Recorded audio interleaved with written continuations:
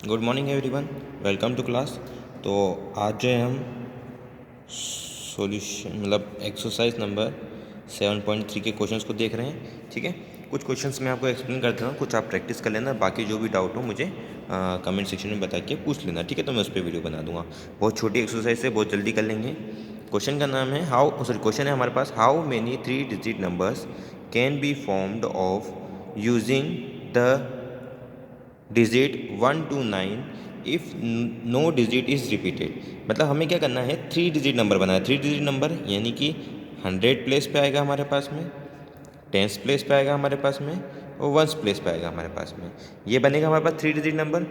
ठीक है, तो इसके लिए हमारे पास में क्या है, टोटल नंबर कितने हैं, तो टोटल नंबर्स हैं हमारे पास में। ठीक है, यानी कि n है हमारे पास में 9। क्यों? क्योंकि हमें बोला है 1 to 9 निकालना है।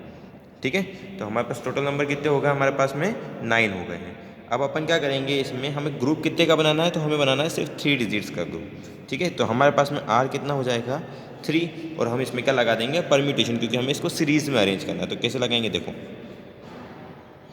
हमारे पास में n हो गया, तो हम लगेंगे नंबर ऑफ डिजिट्स फॉर्म्ड, तो वो कितना हो जाएगा हमारे पास में 9p3, यानी 9 फैक्टोरियल अपॉन में 9 माइनस 3 फैक्टोरियल। तो ये हो गया 9 into 8 into 7 into 6 factorial upon में 6 फैक्टोरियल। तो यहाँ हमारे पास 6 फैक्टोरियल से 6 फैक्टोरियल कैंसिल हो गया। 9 इंटू 8 इंटू 7, 9 8 72 इंटू 7 करेंगे हम, तो 14 के लगा 14 150 504। तो ये गया 504 पैटर्न्स होंगे हमारे पास में, जिसमें हम जो है उस नंबर को फॉर्म कर पाएंगे। क्लियर हो रहा है आपको? ठीक है, चलिए आगे बढ़ते हैं, इससे आपको और ज़्यादा क्लियर हो जाएगा। अच्छा क्वेश्चन है, समझना है इसको। How many 4 digit numbers are there with no digit repeated. हमें 4 डिजिट नंबर बनाना है जिसमें कोई भी डिजिट रिपीट नहीं होनी चाहिए। तो बहुत अच्छी चीज़ है। हमारे पास टोटल नंबर कितने होते हैं, डिजिट्स कितनी होती हैं, तो वो होती है 0 से 9, यानी नंबर ऑफ डिजिट्स होती है हमारे पास में 10। ठीक है, लेकिन अगर हम 0 को हम सबसे आगे रख देंगे, क्या करेंगे, 0 को अगर हम सबसे आगे रख देंगे तो वो हमारे पास में 3 डिजिट नंबर फॉर्म करेगा।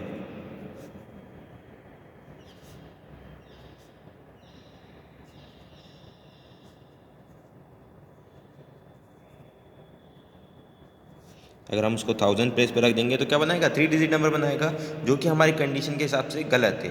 तो हमारे पास बचे कितने नंबर, 1 से लेकर 9 तक। तो 1 से लेकर 9 तक हम उसको 9 तरीके से जमा सकते हैं। कैसे कि 1 2 3 4 5 6 7 8 9। ठीक है, ये तो हो गया। अब इसके पीछे के जो 3 डिजिट नंबर है हमारे पास में, हम उसको इधर उधर इंटरचेंज कर सकते हैं। तो ये तो 9 तरीके फिक्स हो गए, तो हमारे पास में ये फिक्स हो गया। So we have 9 ways. ये 9 तरीके तो हमारे पास में फिक्स हो चुके हैं।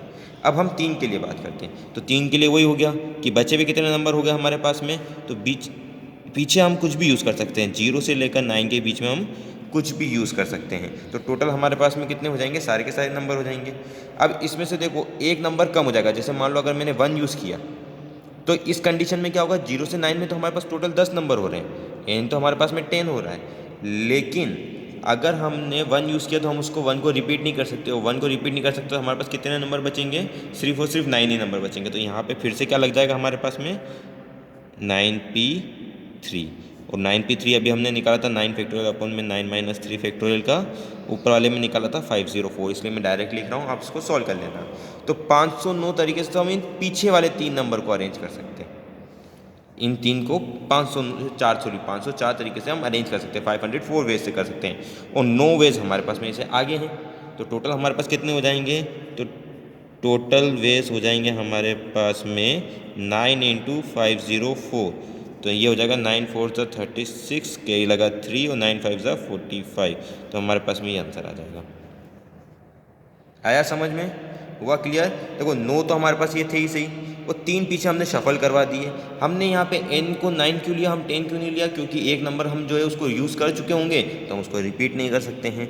ठीक है, इस वजह से हमारे पास में ये आंसर आ गया। अगर हम ये रिपीट करने का बोल देता तो हम यहाँ पे क्या ले लेते, 10p3 ले लेते हैं, तो हमारे पास कोई दिक्कत ही नहीं था।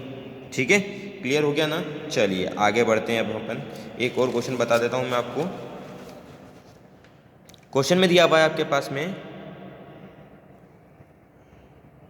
Find N if n-1 p3 ratio n-4। ठीक है, रेशो में दे रखा है, रेशो मतलब क्या होता है, डिवाइड। तो मैं इसका लिख देता हूँ ऊपर वाले का, देखो पहले इस वाले को सोल्व कर रहे हैं अपन ना, इतने पोर्शन को। तो ये हो गया हमारे पास में n-1 का फैक्टोरियल अपॉन में n-1 -3 का फैक्टोरियल, है ना।